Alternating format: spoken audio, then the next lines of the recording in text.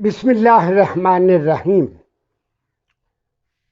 Honourable subscribers and my followers,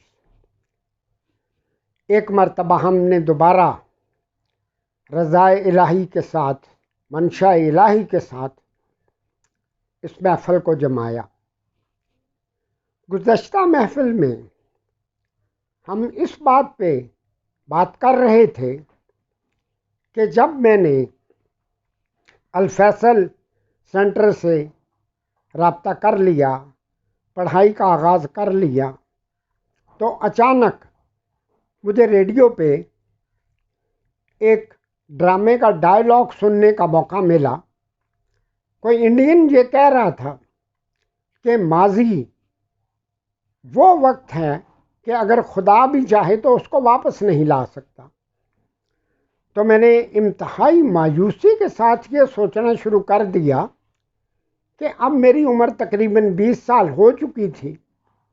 اگر 10-12 سال کے بعد میٹرک کر بھی لوں تو اس وقت میں اوور ایج ہو چکا ہوں گا، اور پھر کیا ہوگا، کیا حاصل ہوگا.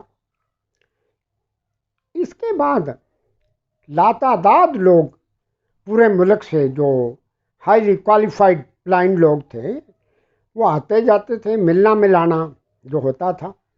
اتفاق کی بات ہے کہ میرا شمار بغیر تعلیم کے بھی سینئر موسٹ جو تھے، ہائیلی ٹیلنٹڈ قسم کے لوگ، ان میں ہوتا تھا. جو بھی آئے، کوئی میٹنگ ہو، کہاں جانا ہو، وہ باہر سے، کراچی سے، پشاور سے لوگ ہیں. ہمارے جو سرپرست تھے کیپٹن M.R. ملک صاحب، میری ضرور ملاقات کرا. یہ کیا تھا وہ تو اللہ کو پتہ نا، وہ ہمارے سامنے بعد میں آ گئے. اب یہ بات ہوئی، اور جب اس کے بعد میں نے 1973 میں ٹوٹل 3 ماہ کی تیاری کے بعد میٹرک فرسٹ ڈویژن کر لی. اس وقت مجھے اندازہ ایک بات کا ہوا جو آپ بھی ضرور ذہن میں رکھیں. انسان کے بنائے ہوئے قوانین، رسومات، رواج جو بھی ہیں، اس کا اطلاق انسانوں پہ تو ہو سکتا ہے، لیکن ہمارا کوئی فارمولہ، کوئی قانون قاعدہ، اس کا اطلاق خدا کی ذات پہ نہیں ہو سکتا. یہ اس وقت مجھے اندازہ ہوا کہ جب 3 ماہ کے بعد میں نے جب اس سے پہلے کسی اسکول کالج کا منہ نہیں دیکھا تھا. پھر میٹرک فرسٹ ڈویژن ہو گیا، اور بڑے سارے کورسز ہوئے، وہ تو بعد میں بتاؤں گا نا آپ کو. لیکن یہ بات سمجھ آ گئی کہ نہیں، خدا جو چاہے وہ کر لے. کن فیکون. خدا وہ ہے کہ اگر کسی کام کے کرنے کا ارادہ کرتا ہے تو اس سے پہلے وہ کام ہو چکا ہوتا ہے. اب تعلیم شروع ہو گئی. تعلیم حالانکہ اس سے کئی سال پہلے، جیسے میں نے آپ کو بتایا، ریڈیو رات دن سننا، خوب نالج اللہ نے دیا. لیکن اتفاق یہ ہے کہ بریل کے بارے میں نہ کبھی سنا، نہ پڑھا، نہ کسی نے بتایا. اب مجھے سب سے پہلی بات یہ پتہ چلی کہ بریل سسٹم ایک ایسا سسٹم ہے کہ جس کے ذریعے بلائنڈ شخص جو ہے، نابینا شخص، دنیا کا ہر ادب، ہر کتاب، ہر زبان پڑھ سکتا. بڑا حیران ہوں کہ یہ کیسا سسٹم ہے، آج تک مجھے اس کا پتہ ہی نہیں تھا. ہمارے جو استاد تھے قبلہ نثار احمد شاکر صاحب، وہ خود ابھی مڈل کر کے آئے تھے بہاولپور سے. چند ہی ہفتے گزرے تو ان کو سرکاری جاب مل گیا. مجھے صرف بریل کا گریڈ A بتایا تھا. جاتے ہوئے فرمانے لگے کہ دیکھو اب میں تو جا رہا ہوں نا، لیکن میں نے تمہاری بنیاد بنا دی ہے. اگر چاہو تو آپ اپنی بریل میرے بتائے ہوئے خطوط پر آگے ڈیولپ کر سکتے ہو. اس کے لیے صرف ایک کام کرنا ہوگا، زیادہ سے زیادہ کتابیں پڑھیں، انگلش کی، اردو کی، عربی کی، جو بھی ہو، زیادہ سے زیادہ کتابیں. اگر کچھ سمجھ نہ بھی آئے، سب سے پہلی بات ہے کہ بندے کو انگلی چلانی آئے. اس کے بعد جو الفاظ بنے، الفاظ اٹھانے آ جائیں، تو آپ نے زیادہ سے زیادہ کتابیں پڑھنی. آپ لوگ یقین کریں کہ قبلہ کے فرمان کے مطابق جب وہ چلے گئے، میں نے گن کر 482 کتابیں پڑھی، تو اتنا ہو گیا کہ انگلی چل پڑی. جو لفظ سمجھ نہیں آتا تھا، انگلش کا ورڈ ہو یا کچھ اور ایسا اردو کا، پوچھ لیتا تھا، ڈکشنری سے کوئی تلاش کر دے. میرے بہن بھائی والدین پوری دلچسپی لیتے تھے. اس کے بعد مجھے یہ سمجھ آ گئی کہ ایک دفعہ ہمارے استاد نے، بریل ٹیچر نے، باتوں میں کہا کہ میں تو چلا ہی جاؤں گا نا، لیکن آپ کو ایسی بریل سکھا کے جاؤں گا کہ پاکستان میں آپ کا کوئی مقابلہ نہیں کر سکے گا. میں نے کہا استاد قبلہ عجیب سی بات کر رہے ہیں. بہرحال بات ذہن میں رکھ لی. اب آگے بڑھنے سے پہلے بریل کے بارے میں بڑی تفصیل ہے میرے ذہن میں. اس کے بعد میں نے پھر بریل کے فیلڈ میں کیا کیا کیا، وہ آپ کو 1 بائی 1 آگے ان دنوں بتاؤں گا. لیکن ابھی اس سے پہلے کچھ اور ضروری باتیں ہیں تاکہ ہم بار بار ایک چیز کو نہ دہرائیں، ریپیٹ نہ ہو. جب میرا رابطہ پی اے بی پاکستان انجمن نابینا کی فیصل آباد برانچ سے، جو ان دنوں سرگودا ڈویژنل برانچ کہلاتی تھی، ہو گیا، میں نے پوچھا بھی آپ کے سرپرست ہمارے پریزیڈنٹ یا کون ہیں؟ تو دوستوں نے بتایا کہ ان کا قبلہ کا نام ہے کیپٹن ایم آر ملک، کیپٹن مشیت الرحمان ملک، اور ان کے دونوں بازو بھی نہیں ہیں، آنکھیں بھی نہیں ہیں، چہرہ بھی مسخ ہو گیا. میں نے کہا تو پھر وہ اتنا بڑا کام چلا رہے ہیں. اب میں نے اپنے بھائیوں کے ساتھ، والد کے ساتھ کوشش کی کہ کیپٹن ملک صاحب قبلہ کے ساتھ زیادہ سے زیادہ قربت ہو جائے. جب قربت ہو گئی 2011 میں، جب وہ دنیا سے تشریف لے گئے، تب تک 1970 سے لے کے 2011 تک جو بھی فیض حاصل کر سکا میں نے کوشش کی. اور قبلہ کیپٹن صاحب کو بھی پتہ تھا،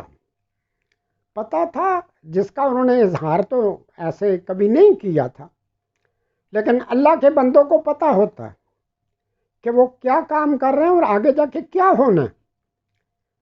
میرے لیے اسپیشل ہر وقت جب بھی ان کو موقع ملا کوئی نہ کوئی بات بتائی. اور عجیب بات یہ تھی کہ لاتعداد اور نابینا لوگ بھی آتے تھے. کوئی رشید احمد تھا، کوئی خواجہ محمد تھا، کوئی نثار، جو بھی ہر ایک کا نام لیتے تھے. رشید یہ کام کر، نثار یہ کام کر. وہاں ورکشاپ بھی تھی اور جناب اسکول بھی تھا. لیکن مجھے کبھی انہوں نے عبد المنان یا منان کہہ کے نہیں پکارا تھا، ہمیشہ عبد المنان صاحب کہتے تھے. کیوں کہتے تھے یہ میں ان دنوں بھی سوچتا تھا کہ یہ لوگ بعض بڑے پڑھے لکھے بھی ہیں، سب کچھ ہے، ان کو تو واضح وہ بزرگ تھے، نام لے کے پکارتے تھے، اور جی وغیرہ اس طرح صاحب تو کچھ نہیں کہتے تھے، مجھے کیوں کہتے تھے؟ وہ اللہ کے کام تھے. کیپٹن ایم آر ملک صاحب کی بعد میں انشاءاللہ موقع ملا تو آپ کو تصاویر وغیرہ سب کچھ دکھاؤں گا ضرور، کیونکہ جب تک آپ دیکھیں گے نہیں، سر دست چند باتیں بتا دیتا ہوں نا، تو انشاءاللہ میری کوشش ہے، میرا آپ کی طرف ادھار ہے آپ کا، کہ میں وہ تصویریں حاصل کرنے کی کوشش پوری کروں گا۔ اور ان کا نام کیپٹن مشیت الرحمان ملک، اور یہ 1930 میں فیصل آباد میں پیدا ہوئے۔ ان کے والد کا نام حکیم سعید محمد سعید تھا، جو کہ بڑے پائے کے طبیب تھے اپنے زمانے میں، اور ان کے ایک تایا ملک فیض اللہ بہت مشہور و معروف سیاسی اور سماجی کارکن تھے، فیصل آباد میں میونسپل کمیٹی کے سرکردہ افسر تھے۔ اور ان کے گھر کا نام بھی انہوں نے اس تاج کے نام پہ رکھا ہوا تھا، دارالفیض جنا کالونی فیصل آباد میں تھا۔ یہ کچھ عرصہ اخبارات میں لکھتے رہے، تعلیم ان کی بی اے تھی، اس کے بعد ان کو فوج میں جاب مل گیا۔ اور 1962 میں جب وہ لڑکوں کو ٹریننگ دے رہے تھے، کوئی بیٹری ان کے ہاتھ میں تھی، وہ بتا رہے تھے، تو اچانک ایک بلاسٹ ہوا۔ اس بلاسٹ کی وجہ سے ان کے دونوں بازو بھی اڑ گئے، آنکھیں بھی ضائع ہو گئی، چہرہ بھی مسخ ہو گیا اور بے ہوش ہو گئے۔ فوت تو نہیں ہوئے لیکن بے ہوش ہو گئے۔ جب ہوش آیا تو دیکھا، پھر علاج کے سلسلہ میں وہ برطانیہ گئے، امریکہ بھی شاید گئے ہوں اور ملکوں میں، تو ڈاکٹر صاحبان نے کہا کہ اب یہی ہو سکتا ہے کہ آپ کو لکڑی کے ہاتھ لگا دیے جائیں، کوشش کریں گے، آپریشن بار بار کیے، تھوڑی بہت نظر جو ہے وہ بحال ہو جائے۔ کچھ نظر بحال ہوئی، کچھ اینک اس طرح کی لگاتے تھے کہ کچھ اتنا ہوا کہ چل پھر لیتے تھے، لیکن انتہائی حوصلہ مند شخص تھے۔ رات اور دن، کہاں یہ 2011 اور کہاں وہ دور۔ 1962 میں ڈسیبل ہوئے، 1967 میں انہوں نے انجمن نابینا کی فیصل آباد شاخ پی اے بی کی بنوائی، اور workshop, sheltered workshop, fly workshop اس کو کہتے ہیں، پناہی ورکشاپ، تو وہ قائم کی۔ کرسیاں وغیرہ بننے کا کام اس دور میں کچھ تھوڑا بہت تھا، تو وہ سکھانا شروع کیا لوگوں کے، ایز اے ٹیچر رکھے۔ اور 1969 میں تعلیم کے شعبے کا آغاز کیا۔